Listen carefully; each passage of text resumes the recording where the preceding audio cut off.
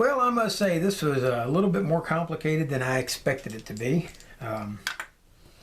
It took me a while, and some parts didn't come as clean as I would have liked to have seen them, but I think we're ready to start going back together with this. The first thing we're going to try to tackle is this drag assembly. And I've got it cleaned up and stacked up here, and what we're going to do is I'm going to pull it back apart and walk you through putting it back together. That way, if you have a need to take yours apart and clean it up, put it back together, you can do so.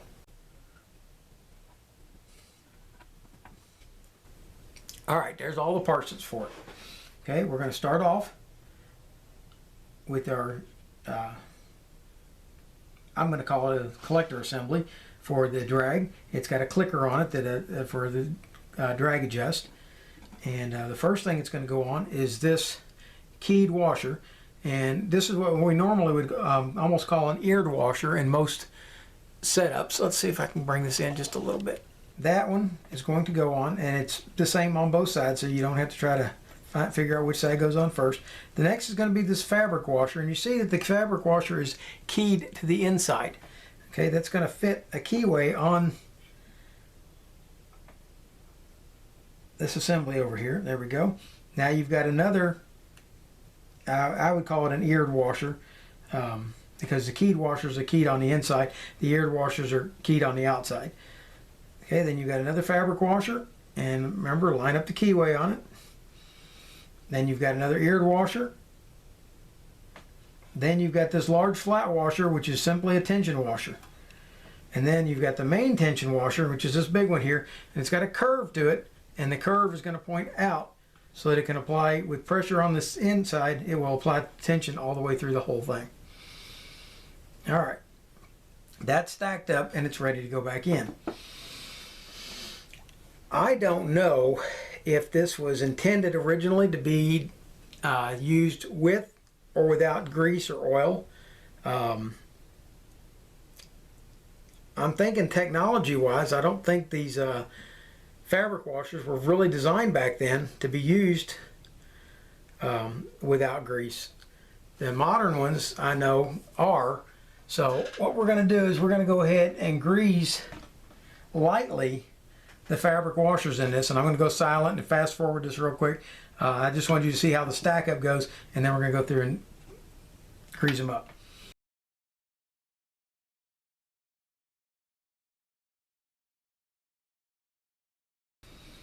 Okay, with it all greased up, we're going to reinsert it back in here. And what we're going to do is we're going to take all those points right there and put them all on this bottom right hand corner, because that's the way they came out.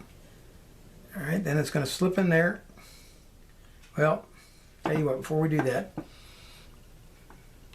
I think next we go ahead and install this. We're going to put a little bit of grease on that so that it slides well. Slip it up into the side through the body like that. And then is going to go this assembly, which slips in around behind here, and the flat spot on the piece that we just put in now goes inside there. With that in place, we should be able to maneuver this around a little bit, and with these points forward, all of them on the bottom corner, keep them all in line together. Slip them back inside.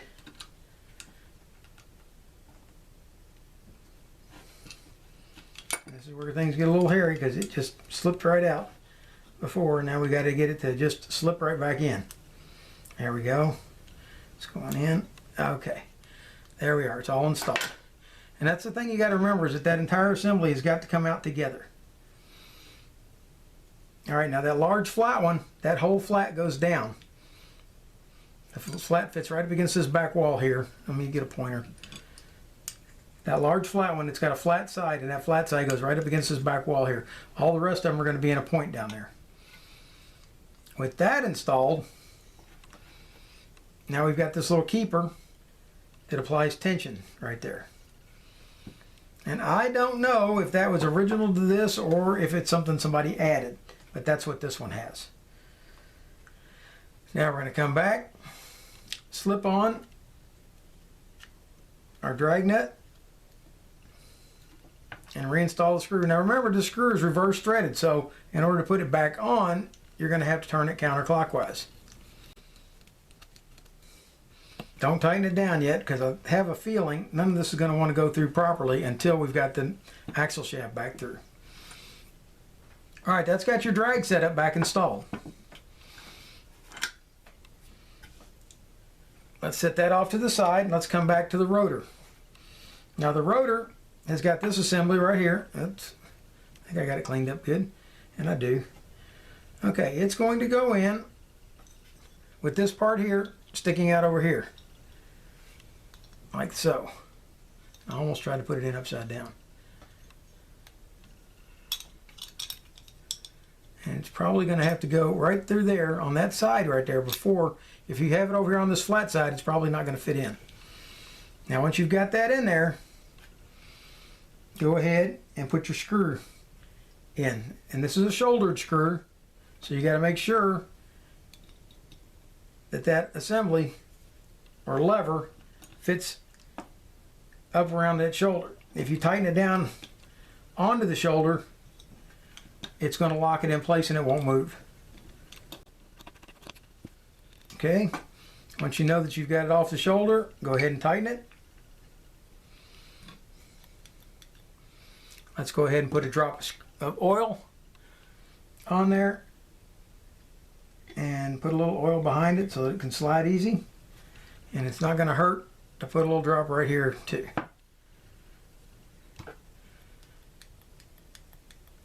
Alright, that's all flowing free now. Now comes the hard part. You got to put the spring back on. What I'm going to suggest you do, I have, where'd they go? Yeah, there. I have a pair of hemostats that I'm going to use to make this a little bit easier, but all I'm going to do with that is just put the one end on. Alright, once I've got that end on, then I'm going to revert to this modified straight pin. And what I do is I take that straight pin and I hook it on the one end. It's not hooked up yet, which is easier said than done. And I put a little more hook in it a while ago thinking it would make it easier, but instead it's making it just a little bit harder. There we go. Let's straighten that out just a hair. Alright. Oh yeah, much easier. Now before you just try to stretch this spring out to put it in place, put your finger over top of the opposite side so that in the event that it does pop off, it's not going to launch. You've got two things to do. One is to hold your finger here. The other is to hold this lever so that it's not backpedaling on you. And I know this is difficult for you to see. It's difficult for me to see, and I'm sitting right here. But reattach your spring to the hook like so. And I'm going to zoom in so that you can see how it's hooked up. Like that. And it should spring load like that. Alright, zoom back out. To me, that's one of the hardest parts of the whole thing, that and figuring out how the drag assembly came out. Okay, now we're going to move over. Let's see. And we're going back to here. Make sure that you've cleaned this out real good. I thought I had, and then I rinsed it, and so it got a little bit dirty again. All right, we're going to take the bearing assembly and we're going to slip it back onto, now in this particular bearing it doesn't matter, it's the same both ways. We're going to slip it onto your spool gear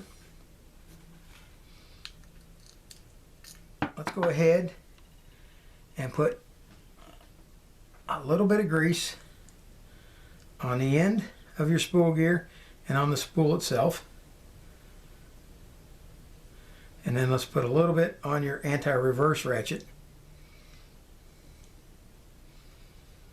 And then a little bit on the outside of your bearing, just to make it easier to put in and out in the future. Slide it in.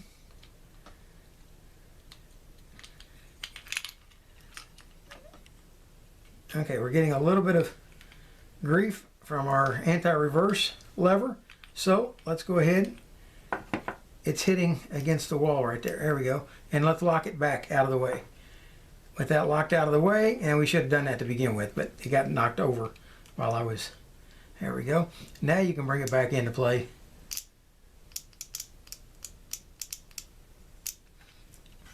Put a little bit of oil on the pivot point for that. And I happen to think this still looks a little bit dry for the anti-reverse ratchet, so let's add a little more grease. Or a little more, yeah.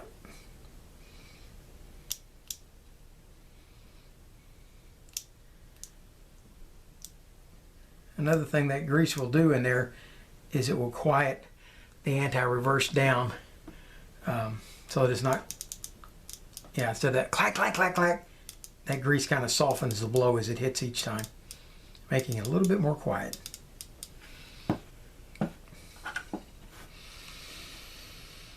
At this point, we're ready to put the snap ring back in. Now you can put it back in without snap ring pliers, but snap ring pliers will actually make the job much easier. I've got to get me a new pair. These are just about shot.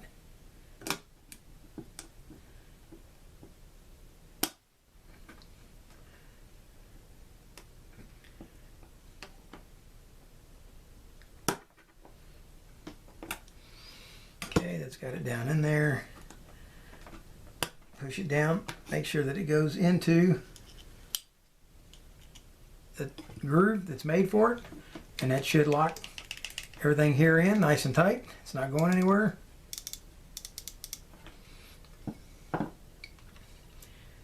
At this point, you're going to want to put a little bit of grease right here on the inside of your rotor, and a little bit more right here. That's just for that, because that's going to lock together. The two are going to lock, so it's not going to rotate on there, but this will rotate out here. And what you're going to have to do when you go to slip this back in is this lever right here, you're going to have to pull it over to the side as you drop this down into place like that. That way when it rotates, well, there we go. All right, it should be all the way down. Pull it forward. Now, watch right here. That's going to want to stay down when you want to put this on. So grab hold of it. You can usually do it with your fingers, but it doesn't hurt to grab it on the flat with a pair of pliers. Now take your locking plate, slide your locking plate onto the shaft, and then rotate the rotor around so that the two match up, so that the lock plates are going in between the studs here and it's down on there. The curved side of that's going to go out. Now you can reinstall your nut.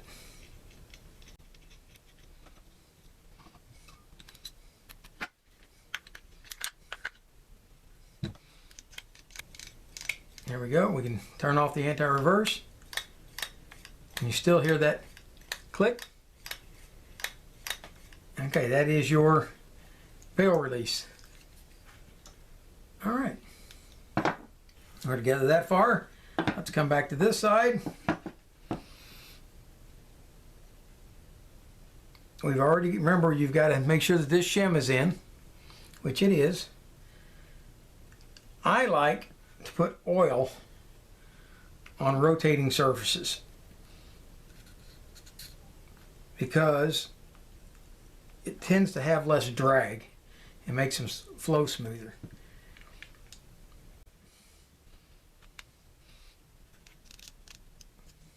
put your main gear in. Let's go ahead and grease up the teeth on the main gear. Now you saw just a little bit of transfer already starting from the worm gear onto the main gear. So that grease will migrate around to where it needs to be, but you want to make sure you have enough grease. You don't want to put it in there virtually dry, but you don't want it all caked in either.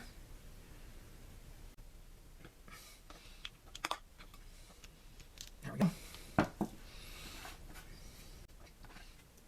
It's time to oil your axle shaft. Now you can grease this, and what has a tendency to happen, and you can watch some of my other videos and you'll see it, I've shown it before. When you grease that, what happens is when you slide this down in here, this is such a tight fit on the axle shaft right here that it just scrapes all the grease off. But again, this is a sliding operation, so I like to put oil on it because they're sliding together.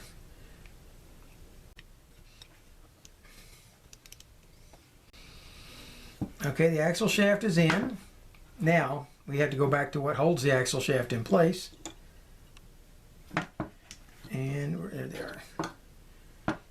And that's going to be the C-clip on the end of this. So we're going to put this in place.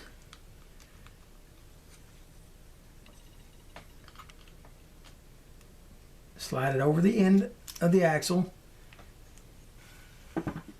And that'll reveal this groove here at the end. And that groove is where you want this C-clip to go.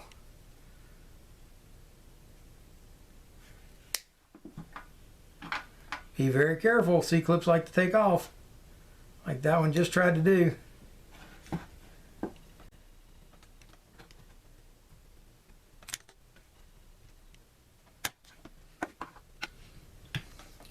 Okay, let's see if that C-clip's locked in there, and it is. Good. With that C-clip on, now the first thing you'd want to do is go ahead and install this back on the shaft, on the main gear, but you can't because you're missing a few things. One is going to be grease, because that's a sliding surface right there, and it's going to slide on this gear. The next thing is going to be these two shims that go here. And I kind of like to put them on and kind of grease them down so that they stay in place. Like that. Let the grease act as a glue to hold things in place. Once that's done, you can come back around and slip that on. And the only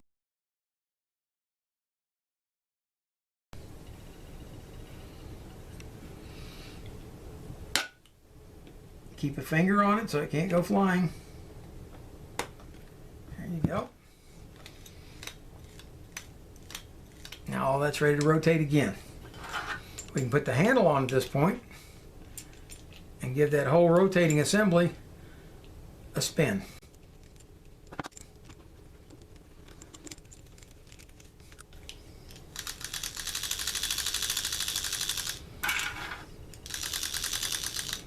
Very nice.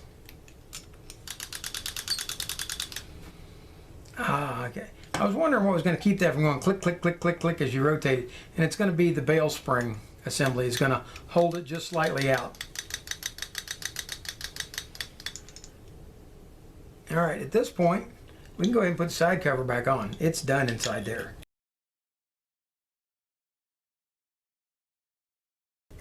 Now remember, we're looking for snug, not wrench down, cranking tight.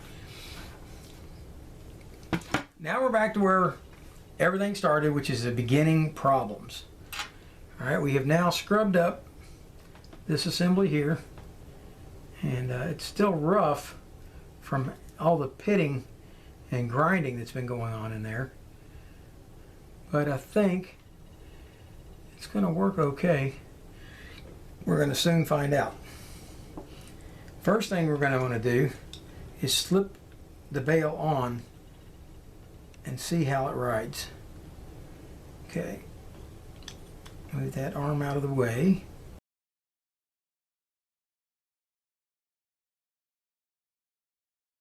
Now see what I'm talking about how the bail is sticking out away from the body right here. Okay, that's with this screw in. I don't have a spring in it. Let's go ahead and screw it down, just so we can start adjusting the bend of the bail. Okay, that's all the way down. With that all the way down, this should be lined up with this other side. Okay, let's try it in its rotated position, see if that helps its position any. No, we're still off. So, okay, well, we can rotate it that way. That's not a problem. Okay, so our problem is just being bent over that way a little bit too much. And then bending it in just slightly.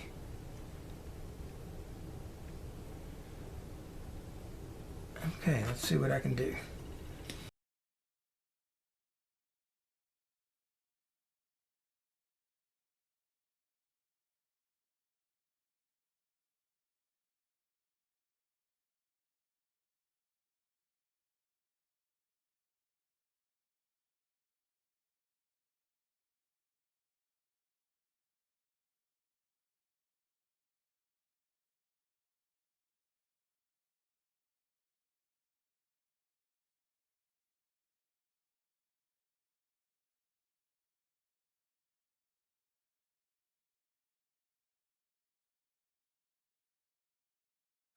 Okay, I have to apologize to you because somewhere along the way the battery died and I didn't realize it died.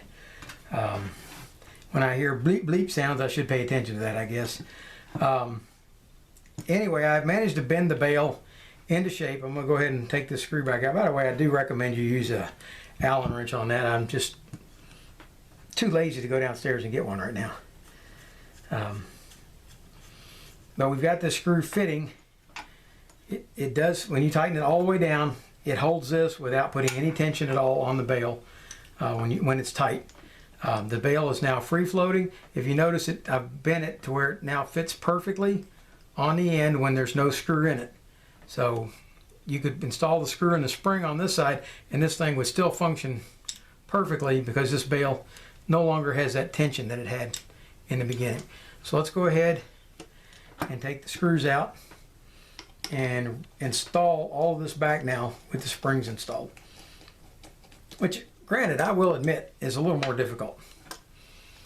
Okay, lift this side out over here. We are going to put oil into this side. Basically everywhere that something can operate, we're going to oil it on this bail. Now we've got this big spring on this side. The other side has a small spring. Alright, notice that it's got this little tab. The tab sticks out this way. This way. That's it. Tab sticks out to this side. There we go. And it goes into that slot right there. Okay, with that done, now we're ready to line up this hole with the hole in there, which is easier said than done. Okay, we're going to line up that hole with the hole in the bail. Having difficulty with this lighting, see if I've got it in there. Okay, it's in the hole. Now we're going to reach into here and pull this lever back out of the way so that we can get the center shaft lined up right there. Okay, let me move this lever back. There we go.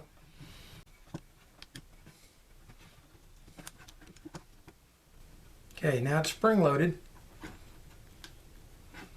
And we're going to hold it in place. Let's go ahead and flip this side over here on for the moment.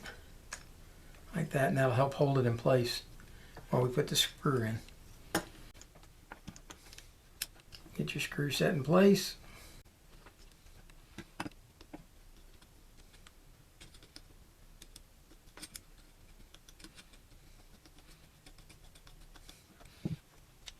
Okay. Now that's spring loaded to trip that bail back. Just like it's supposed to. Now we've got to go to the other side and do the same thing. And this one I seem to have a little more difficulty getting the spring lined up.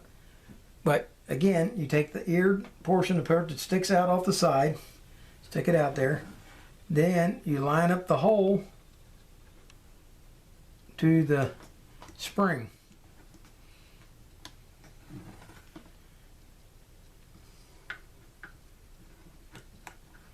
Rotate it around, slip it down, make sure the spring is over that.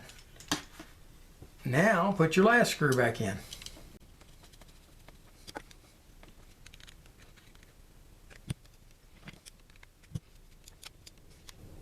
Okay,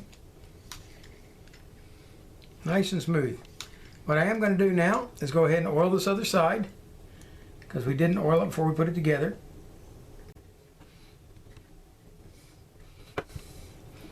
Operate the lever, make sure everything's smooth.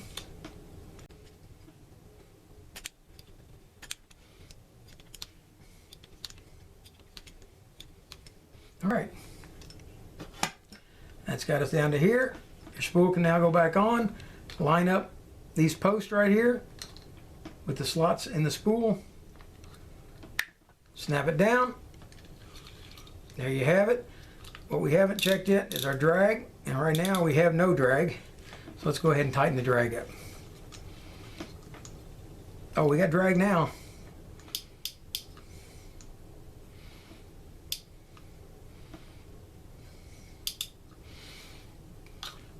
Okay, grab over our line. Let's flip it over here, get it on the other side of the bail, and let's see how it operates as far as a lined. Let's put our anti-reverse on. There's our drag clicker. Everything's working. We have a perfectly functional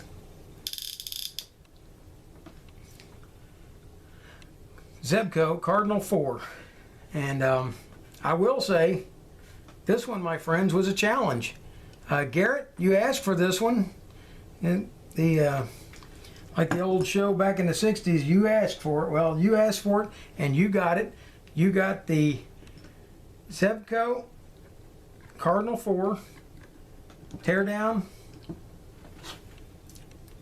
And it's a nice reel. I do hope one day I can find the right screw for this side, but I've got it operating with the screw that we have. And I'm going to strip all, now that I know the drag's working, I'm going to strip all this old line off of it and have it ready for whatever line we want to put on it in the future. I'm getting to where I don't put line on them just to put line on unless I need it to test the drag, and this one already had good line on it, or at least reasonable line for drag testing anyway. So I'll be stripping all that off.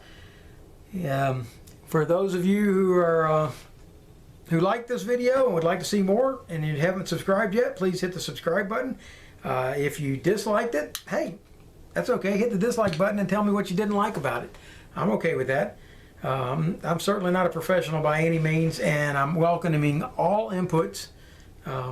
Let's see if I can clean a little bit of this stuff out of the button, out of the switch. I scrubbed it, but all that didn't want to come out, and it still don't want to. It's a 60, 70-year-old plastic button. So there you have it. And we'll see. Come back tomorrow and see what I bring up next. Thank you. This is Rick Stivers with Young Martin's Reels.